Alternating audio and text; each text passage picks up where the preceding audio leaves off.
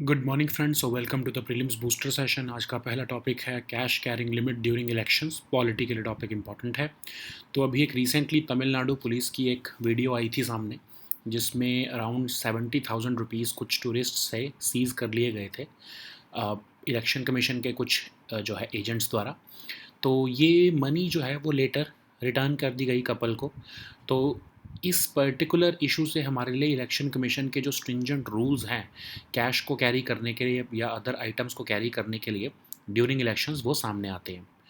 तो हर इलेक्शन से के पहले इलेक्शन कमीशन जो है वो क्लियर डायरेक्शंस दे देते हैं पुलिस को, रेलवेज़ को, एयरपोर्ट्स को, इनकम टैक्स डिपार्टमेंट को और बाकी की इन्फोर्समेंट एजेंसीज़ को कि क्लोजली मॉनिटर की जाए किसी भी तरह के कैश, लिकर, ज्वेलरी, ड्रग्स और गिफ्ट्स की मूवमेंट को। ठीक है।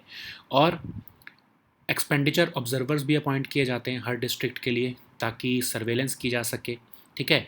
और एक सीनियर एग्जीक्यूटिव मजिस्ट्रेट की जो है टीम के अंदर, जिसमें पुलिस ऑफिसर्स भी होते हैं, वीडियोग्राफर भी होते हैं, आर्म्ड पुलिस पर्सोनल भी होते हैं, वो डेडिकेटेड व्हीकल लेकर, मोबाइल फ़ोन लेकर, कैमरा लेकर, नेसेसरी डॉक्यूमेंट्स लेकर कैश और गुड्स को सीज़ करते हैं जो उनको डाउटफुल लगते हैं। ये सर्वेलेंस टीम्स चेक पोस्ट भी लगाती हैं रोड्स पर, जैसे नाका लगता है वैसे ही चेक पोस्ट भी लगाया जाता है, और ये पूरे प्रोसेस की वीडियोग्राफी भी करते हैं। और जब 72 घंटे रह जाते हैं पोल होने पे, तब ये जो चेक पोस्ट्स होती हैं या फिर एनफोर्समेंट होती है जो और ज़्यादा इन्हेंस कर दी जाती है, सर्वेलेंस और ज़्यादा इन्हेंस कर दी जाती है। क्यों किया जाता है ये सब? इसलिए किया जाता है ताकि जो है कैंपेन एक्सपेंडिचर जो कैंडिडेट्स की लिमिट है उसको क्रॉस ना किया जाए, ब्लैक मनी को रोकने के लिए। ठीक है। गवर्नमेंट्स जो है उनके पास एडवांटेज होती है इलेक्शंस के समय, तो एक तरह से लेवल प्लेइंग फील्ड देने के लिए इलेक्शन कमीशन खुद जो है ये स्टैटिक सर्वेलेंस करता है। ठीक है। अब आपको पता ही होगा कि कैंपेन एक्सपेंडिचर जो है वो उस पर लिमिट लगी हुई है कि पार्लियामेंट्री कॉन्स्टिट्यूंसीज़ में अगर बिगर स्टेट्स हैं तो 95 लाख रुपीज़ पर कॉन्स्टिट्यूंसी पर कैंडिडेट बिगर स्टेट्स में लगा सकते हैं। यही जो है स्मॉलर स्टेट्स के कंटेक्स्ट में 75 लाख रुपए है। और असेंबली कॉन्स्टिट्यूंसीज़ में 40 लाख रुपए बिगर स्टेट्स में और 28 लाख रुपए स्मॉलर स्टेट्स में ये लिमिट होती है। तो एयरपोर्ट्स पर सीआईएसएफ या पुलिस को जो है वो इमीडिएटली इन्फॉर्म करना होता है इनकम टैक्स डिपार्टमेंट को, अगर कोई भी 10 लाख रुपए से ऊपर या फिर 1 किलो से ज़्यादा का जो है वो सोना लेकर जा रहा होता है। इनकम टैक्स डिपार्टमेंट वेरीफाई करता है सिचुएशन को अकॉर्डिंग टू टैक्स लॉज, और अगर उन्हें लगता है कि कोई प्रॉब्लम है तो ऑफ कोर्स इलेक्शन कमीशन जो है वो एक्शन लेता है पॉलिटिकल पार्टी या कैंडिडेट के अगेंस्ट।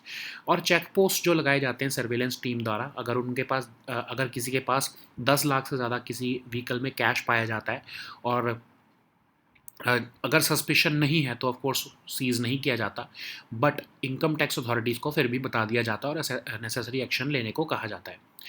अब एक व्हीकल जो कैंडिडेट को कैरी कर रहा है या उसके एजेंट या पार्टी वर्कर का है, अगर उसमें 50,000 से ज़्यादा कैश या फिर आइटम्स जैसे कि ड्रग्स, लिकर, आर्म्स या फिर गिफ्ट्स वर्थ ₹10,000 से ज़्यादा जो है अगर होते हैं तो उसको कॉन्फिस्केट किया जाता है।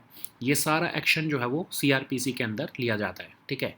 जब सीज़ कर लिया जाता है तो अथॉरिटीज़ जो हैं वो, अगर तो कोई क्राइम नहीं है या कैंडिडेट ने कोई क्राइम नहीं किया तो वापस दे दिया जाता है, और अगर नहीं कुछ इशू लगता है तो ऑफ कोर्स फिर कोर्ट का डिसीजन आता है, तभी वो पैसा जो है कोर्ट के डिसीजन के बेसिस पर ही वो आगे जमा किया जाता है।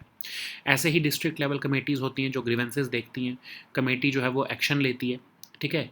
अगर ऑफ कोर्स उन्हें लगता है कि जो है इलेक्शन कमीशन ने जो एक्शन लिया है वो सही नहीं है तो ऑफ कोर्स वो पैसा वापस दे दिया जाता है जो सीज़ किया होता है। ठीक है। नेक्स्ट हम टॉपिक देखते हैं H5N1 बर्ड फ्लू। ये टॉपिक सोशल इश्यूज़ के लिए इंपॉर्टेंट है। तो 2020 से एक highly pathogenic type of bird flu जिसको H5N1 वायरस कहा जा रहा है वो अक्रॉस द ग्लोब स्प्रेड हो रहा है और एग्जिस्टेंशियल थ्रेट बनता जा रहा है बर्ड्स और वाइल्ड लाइफ के लिए। इसने लगभग 80 कंट्रीज़ में बर्ड्स को इन्फेक्ट किया है। तो ये है बर्ड फ्लू, जिसको एवियन फ्लू भी कहते हैं। एक इन्फेक्शियस वायरल इलनेस है जो पोल्ट्री या फिर वाइल्ड बर्ड्स को अफेक्ट करता है या इन्फेक्ट करता है। ठीक है।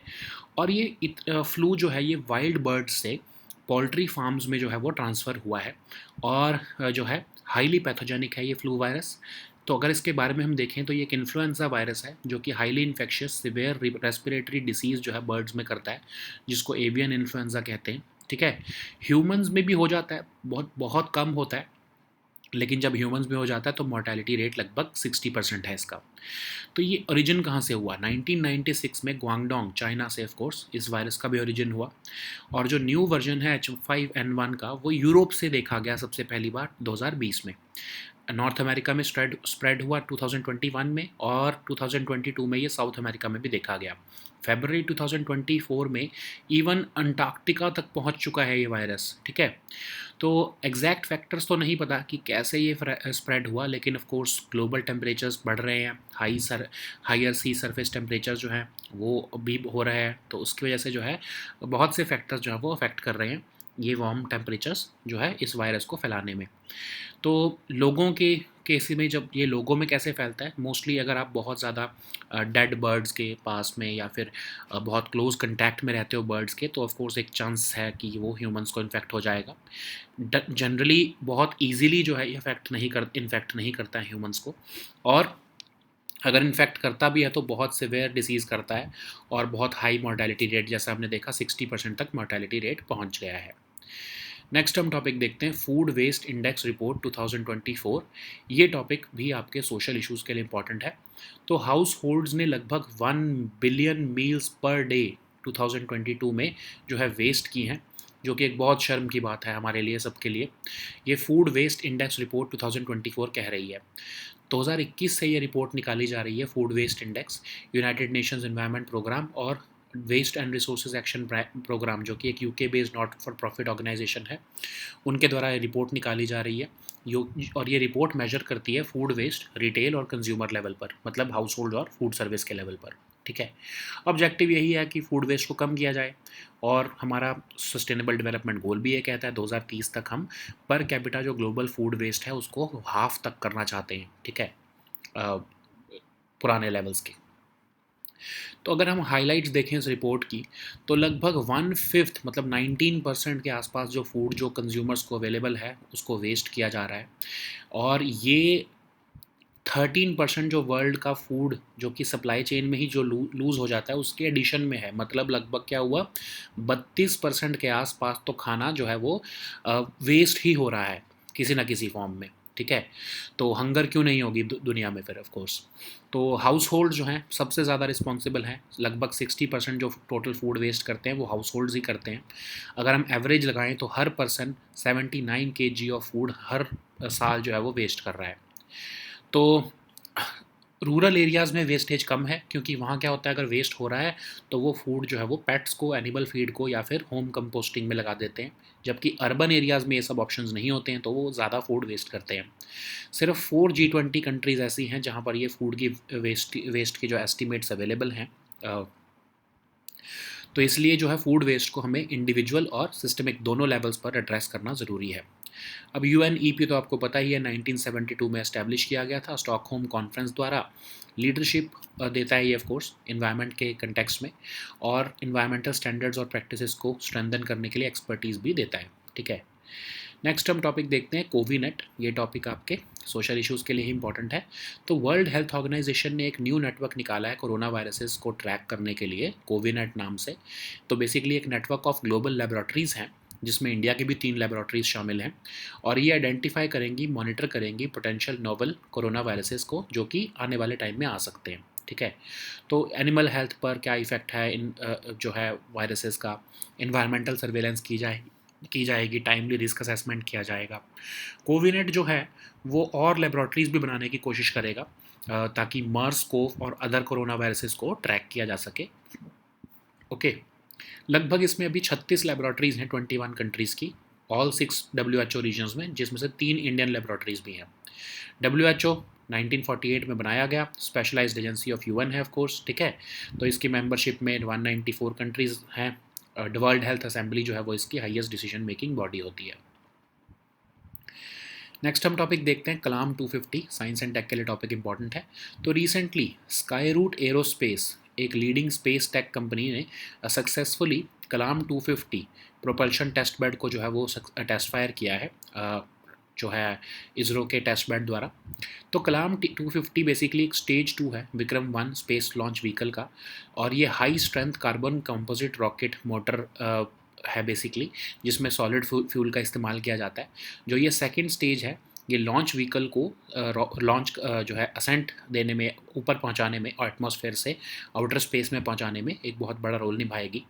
तो विक्रम 1 रॉकेट क्या है? ऑफ कोर्स विक्रम साराभाई जी के नाम पर इसका नाम रखा गया है, और एक मल्टी स्टेज लॉन्च व्हीकल है ये, जिससे कि 300 किलो तक के पेलोड्स जो हैं वो लो अर्थ ऑर्बिट में लॉन्च किए जा सकेंगे। इसको हैदराबाद बेस्ड स्काईरूट एरोस्पेस ने बनाया है, और बहुत सिंपल टेक्नोलॉजीज़ का इस्तेमाल करके सॉलिड फ्यूल रॉकेट इसको बनाया गया है। ठीक है, नेक्स्ट हम टॉपिक देखते हैं UN high commissioner for refugees. ये टॉपिक इंटरनेशनल रिलेशंस के लिए इंपॉर्टेंट है। तो United Nations high commissioner for refugees ने कहा है कि 4500 रोहिंग्या रिफ्यूजीज़ जो हैं 2023 में वो बे ऑफ बंगाल और अंडमान सी के थ्रू जो है वो क्रॉस करने की उन्होंने कोशिश की है।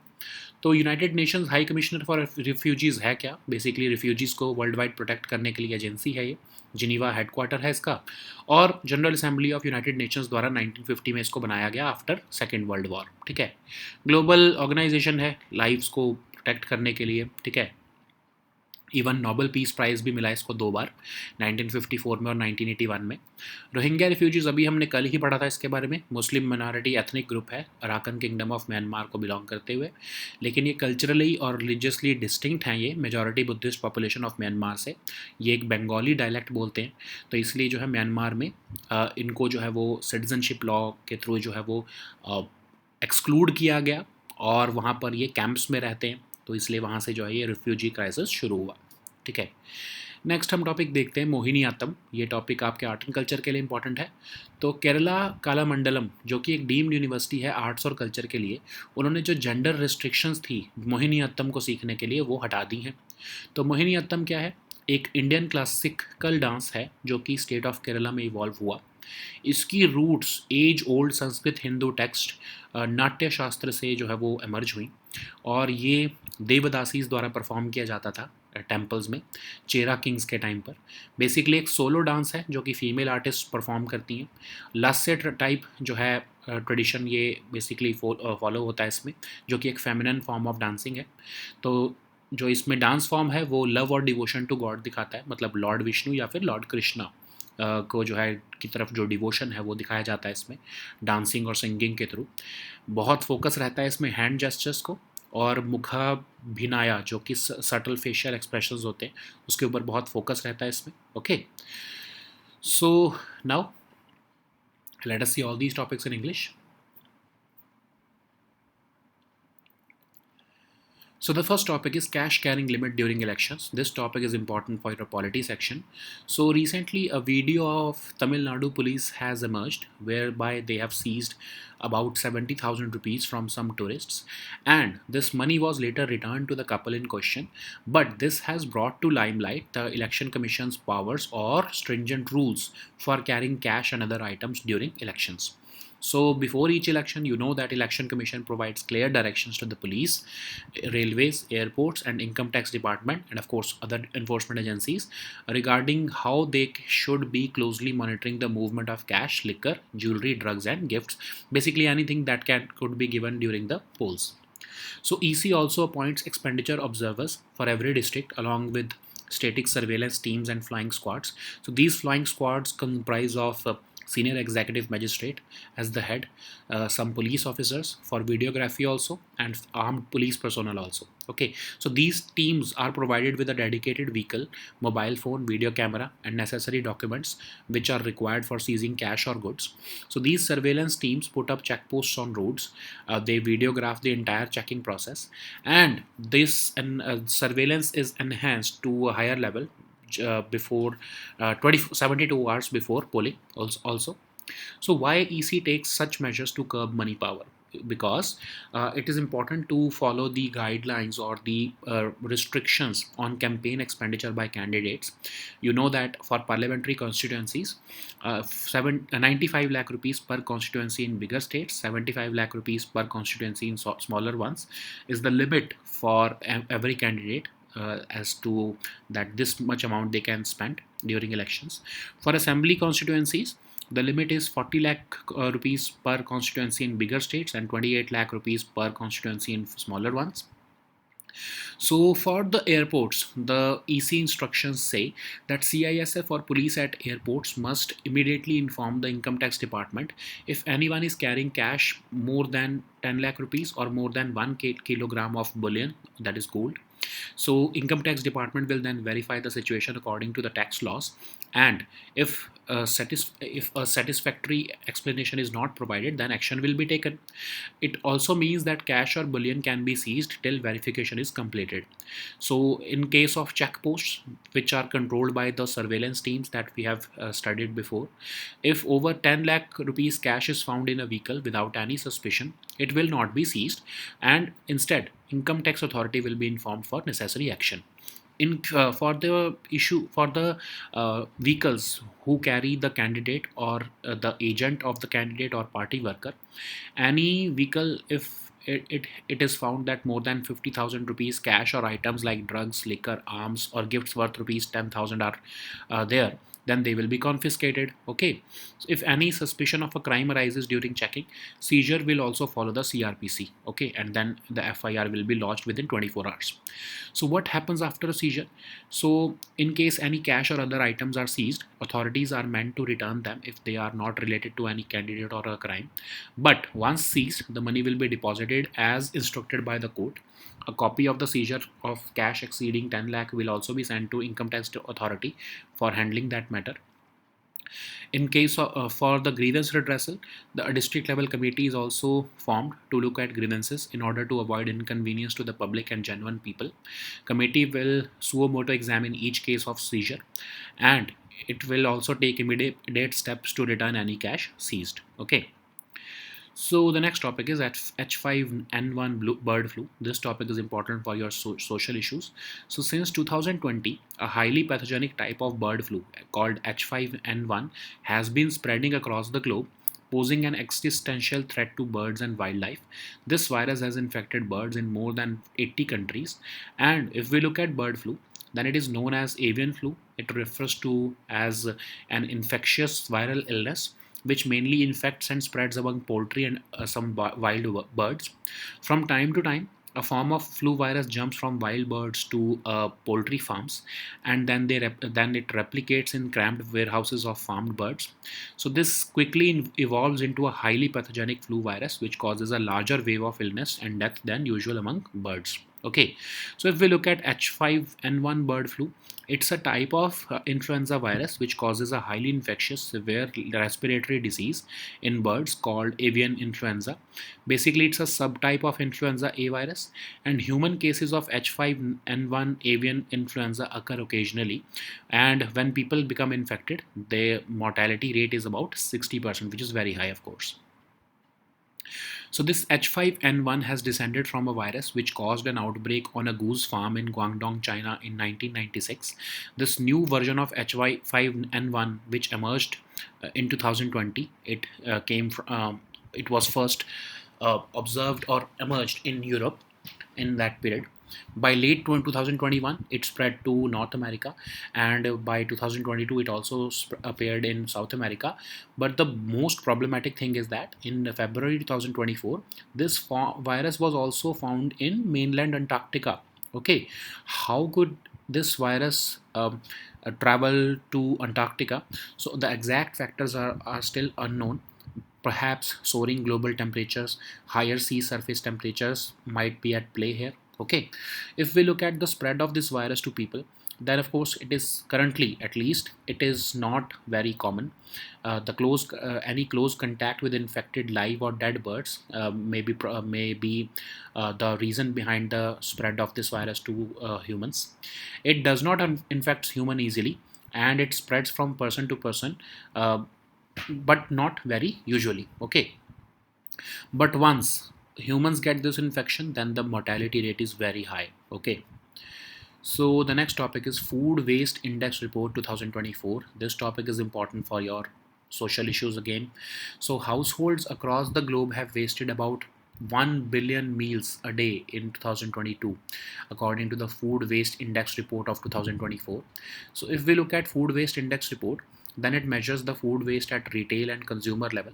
uh, This report started in, or this index started in 2021, and it is jointly authored by the United Nations Environment Program and Waste and Resources Action Program, which is a UK-based not-for-profit organization. So of course the objective is to reduce food wastage, okay, and we also have this sustainable development goal which calls for cutting in half per capita global food wastage at the retail and consumer level. So if we look at the key highlights of this report, then in 2022 the world wasted about 1.05 billion tons of food, which means about 19% of the food available to consumers was wasted. This is in addition to the 13% of the world's food which gets lost in the supply chain itself.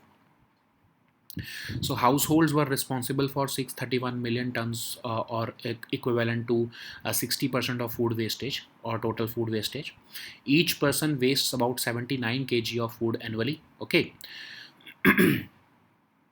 So rural areas generally waste less as compared to urban areas because greater diversion of food scraps to pets, animal feed and home composting is done in rural areas as compared to the urban ones. Only 4 G20 countries and the European Union have food waste estimates suitable for tracking progress to 2030. Food waste thus therefore must be addressed at both individual and systemic levels. So if we look at United Nations Environment Program, it was established in 1972 at the Stockholm Conference, and the objective of course is to provide leadership and encourage partnership in caring for the environment. It uses its expertise to strengthen environmental standards and practices while helping environmental obligations at the country level, regional level and global levels. Okay. Of course, its headquarters is located in Kenya, which is the UN Environment Assembly, that is the governing body of UNEP. So the next topic is COVIDNet. This topic is important for your uh, social issues. World Health Organization has launched a new network of coronaviruses called COVIDNet. So this is a network of global laboratories which will identify and monitor potentially novel coronaviruses which could emerge shortly. So this network will now have animal health and environmental surveillance and timely risk assessment to feed WHO policies and protective measures. So in low and middle income countries, COVIDNet will be supporting the building of more laboratories to monitor MERS-CoV and novel coronaviruses of public health importance. Okay. So currently it comprises of 36 laboratories from 21 countries in all 6 WHO regions. Even 3 Indian laboratories are part of this system. Okay, so what is World Health Organization? Of course, it was established in 1948 as a specialized agency of the UN. Currently, it has 194 member states, and World Health Assembly, of course, is the highest decision-making body of WHO. Director General, we know that he heads the WHA, and he is supported by a senior management team. So the next topic is Kalam 250. This topic is important for your science and tech section. So recently Skyroot Aerospace, which is the leading space tech company, has successfully test fired the Kalam 250, which is the through the propulsion test bed of ISRO. So what is Kalam 250? It's a stage 2 of Vikram 1 rocket, and it is a high strength carbon composite rocket motor which uses solid fuel. It is the second stage of Vikram 1, which will play an important role in the ascent of the launch vehicle, and it will propel it from the atmosphere to the deep vacuum of outer space. So what is the Vikram 1 rocket? It is named after, of course, Vikram Sarabhai ji, and this is the multi-stage launch vehicle with the capacity to place around 300 kg of payloads in low Earth orbit. It has been built by Hyderabad-based Skyroot Aerospace using relatively simpler technologies. Okay. So the next topic is UN High Commissioner for Refugees. This topic is important for your social issues and your international relations. So as per the UN High Commissioner for Refugees, about 4,500 Rohingyas refugees had set off their journey across the Bay of Bengal and Andaman Sea in 2023.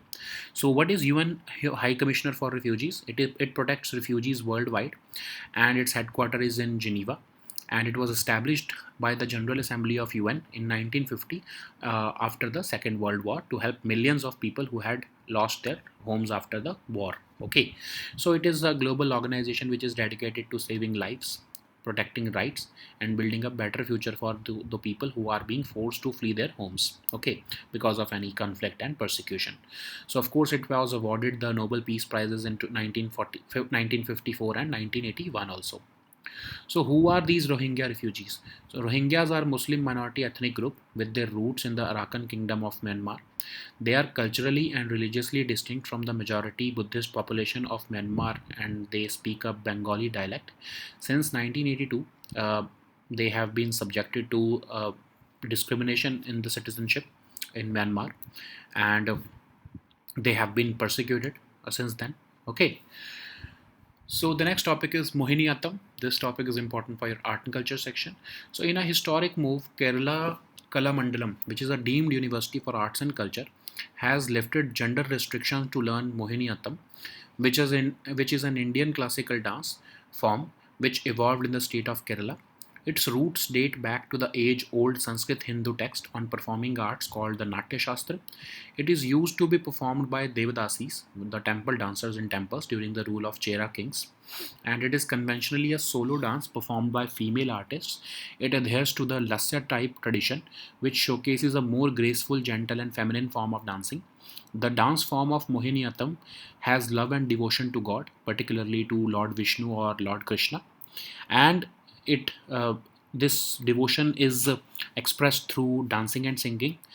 More than the footwork, of course, emphasis is given to hand gestures and mukha bhinaya, which is the subtle facial expressions. Okay,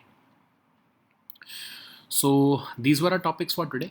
We'll meet next time on Monday now. Until then, goodbye and take care.